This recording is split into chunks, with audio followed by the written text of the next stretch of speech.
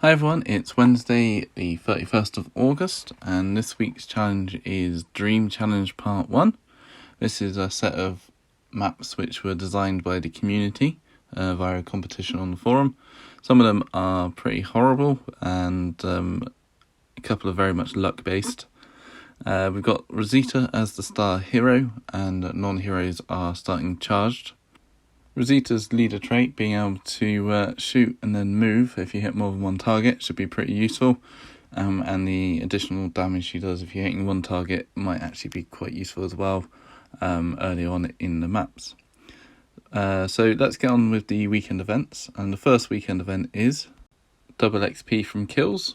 So every walker you kill give you twice as much XP. And if you're on a double XP booster, this will also be 4 times the XP. So using either of Glenn or Maggie in lead when you're trying to farm will be beneficial. And we've also got 6 unlocks per hour instead of the usual 4. So again, helping with farming for supplies or XP. Well, let's get on with having a look at the maps. And the first map is building blocks, starting with one of the easiest maps in the set, using a non-hero assault, and Pizza Glen is going to make this doable pretty much all the way to the end of nightmare levels. You've got 2 crates on the top left to open, and then on the right here you've got the third box to open and get to the exit. So running your assault with charged assault with a decimator forward, stunning the ones on the left, running Pizza Glen up to open the boxes. If you can hit 2 walkers with your spear or Mercer's axe, you'll be able to open probably both boxes on the first turn. And then run everyone to the right where the tank will still be feeding, open the box again with Pizza Glen or someone else and get to the exit. Not going to be too tricky at all. Possibly could use a bruiser if you don't have an assault, non-hero assault. But that would be the easiest way of doing it. And the next map is Attention Class. Now this, from the easiest one to one of the hardest ones, starts in a corridor with a barrel and 2 walkers. You've got options to go left or right. I always go right for some reason. I just think I prefer the layout that side. But either way, you're going to be faced with 2 tanks and a load of walkers and 3 cabinets to open. Personally, I would probably take range on this with Pizza Glen, as we've got Rosita anyway. But you should be able to move slightly forward, blow up the barrel and hit the 2 walkers, open the door on the right on the first turn, and it will look something like this. Then what I think would be really helpful is if you've got Walker Mike as the support, using Pizza Glen to run in and open up the 2 crates on the right hand side if they aren't blocked, whilst he's on that, and then next turn running him to open the 3rd crate and back out to the line.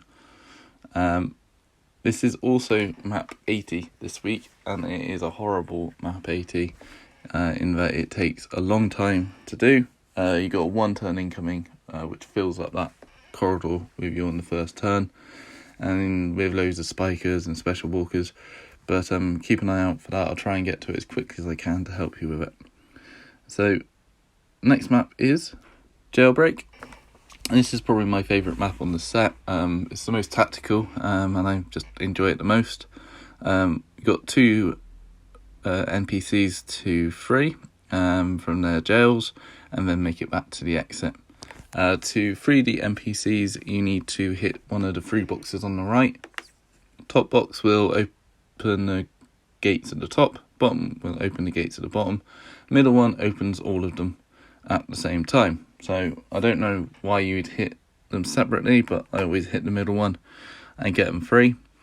Once you've hit that, the exit line lights up and the tank spawns on the left, and you get you get auto spawns from the top and bottom on the right.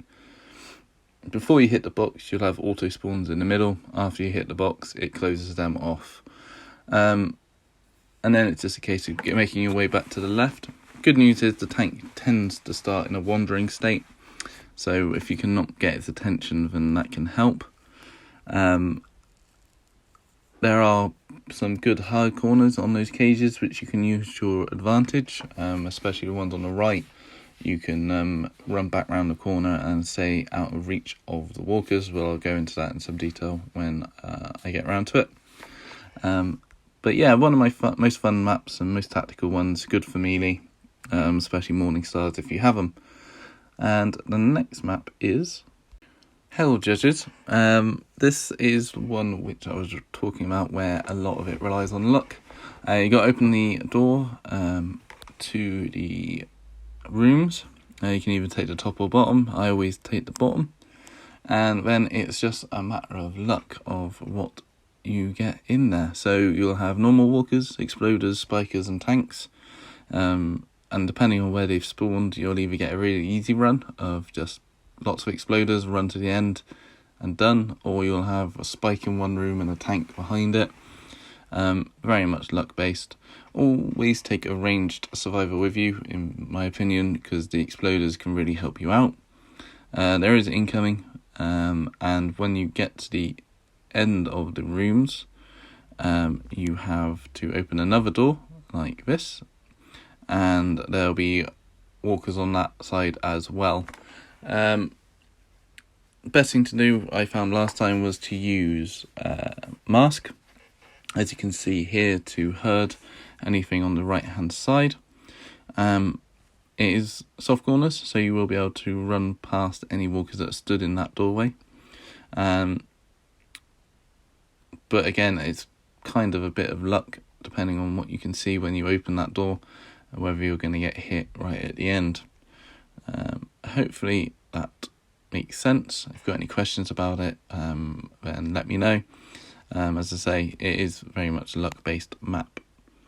The next one is Day at the Office. This one is a Killer Walkers, so your standard Killer Walker team of Mercer and Yumiko will do you absolutely fine. You've got a couple of starting walkers, and then tanks, armoured and spikers all spawn from the doors at the top. There's 13 of them in total.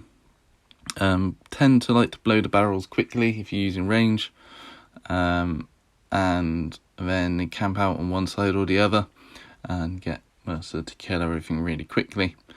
Not much more to say about this other than it's a standard Killer Walkers. I think the spiker always comes out on the right, so I tend to go that way first to deal with that and then deal with the tank later.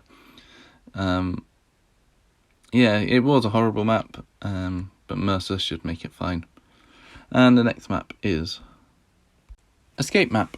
This one you can either choose to go left or right. I don't know why anyone would go right. You have to open the door and then there's 2 tanks and some armoured and other horrible things that way, and you get to an exit.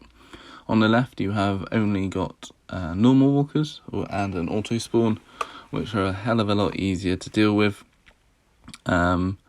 So always go left, and it looks a bit like this. You need to get on the gate at the bottom left for a couple of turns whilst dealing with the auto spawns. Warriors with Morning Stars should be able to keep that under control, not too much of a problem.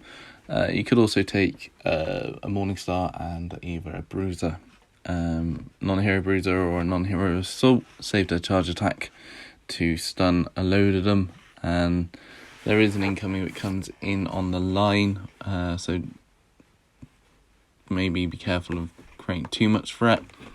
But other than that, it's a pretty simple map. Not much more to say to it other than take Zeke with Morning Star, and get on the gate as quickly as you possibly can.